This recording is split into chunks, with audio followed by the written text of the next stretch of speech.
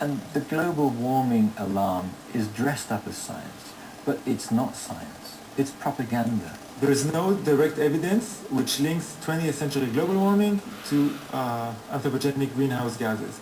We're just being told lies. That's what it comes down to.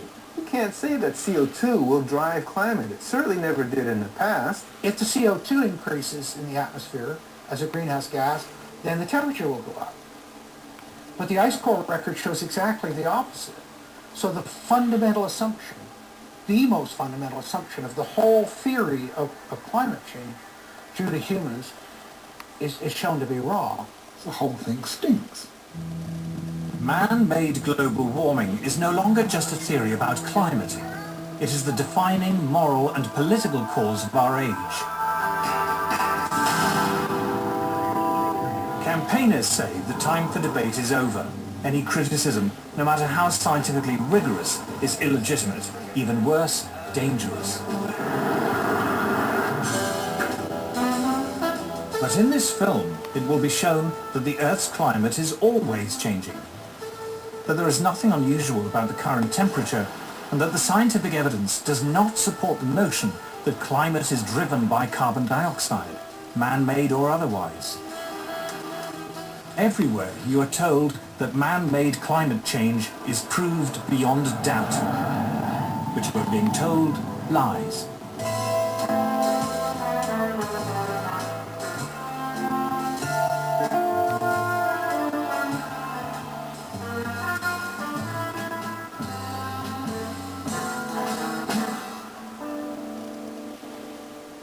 When people say we don't believe in global warming, I say, no, I believe in global warming. I don't believe that human CO2 is causing that warming. A few years ago, if you would ask me, I would tell you it's CO2. Why? Because just like everyone else in the public, I listened to what the media had to say.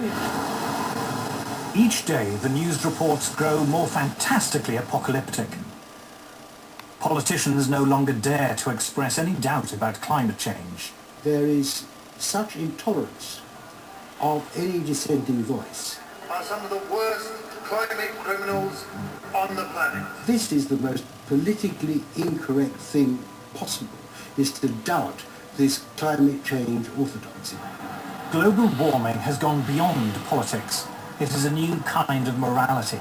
Now, the Prime Minister's back from his holidays, unrepentant and unembarrassed about yet another long-haul destination.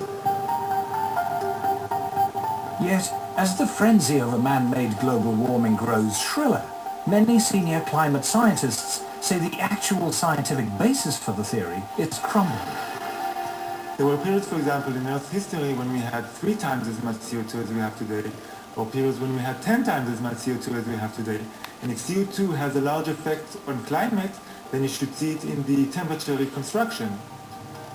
If we look at climate through the geological time frame, we would never suspect CO2 as a major climate driver. None of the major climate changes in the last 1,000 years can be explained by CO2.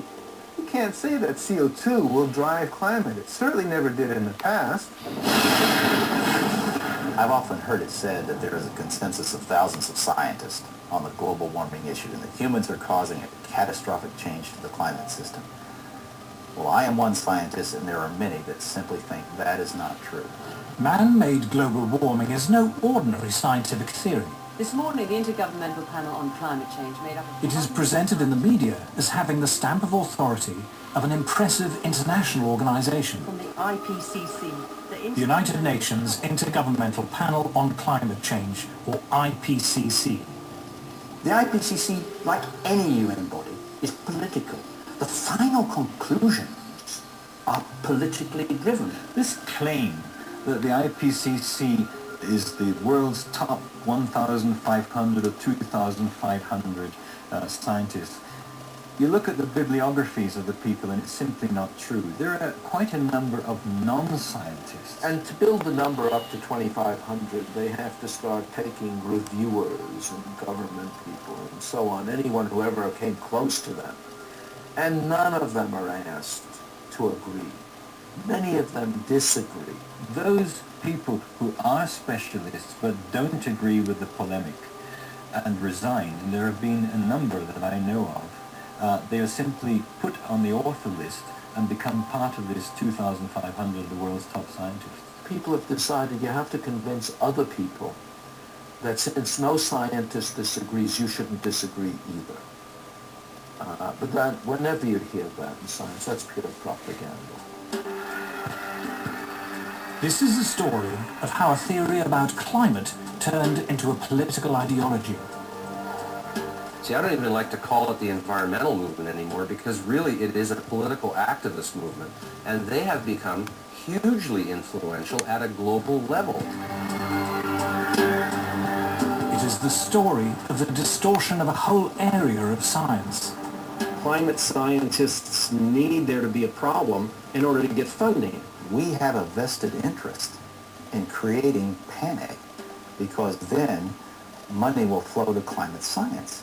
There's one thing you shouldn't say, and that is, this might not be your problem.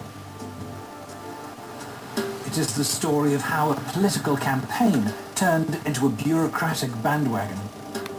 Fact of the matter is that tens of thousands of jobs depend upon global warming right now. It's a big business. It's become a great industry in itself. And if the whole global warming farrago collapsed, there'd be an awful lot of people out of jobs and looking for work. This is the story of censorship and intimidation. I've seen and heard there spitting fury at anybody who might disagree with them, which is not the scientific way. It is a story about Westerners invoking the threat of climatic disaster to hinder vital industrial progress in the developing world. One clear thing that emerges from the whole environmental debate is the point that there's somebody keen to kill the African dream, and the African dream is to develop.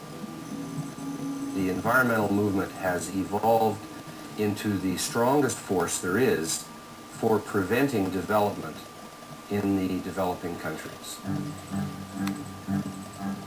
The global warming story is a cautionary tale of how a media scare became the defining idea of a generation. The whole global warming business has become like a religion. And people who disagree are called heretics. I'm a heretic. The makers of this program are all heretics.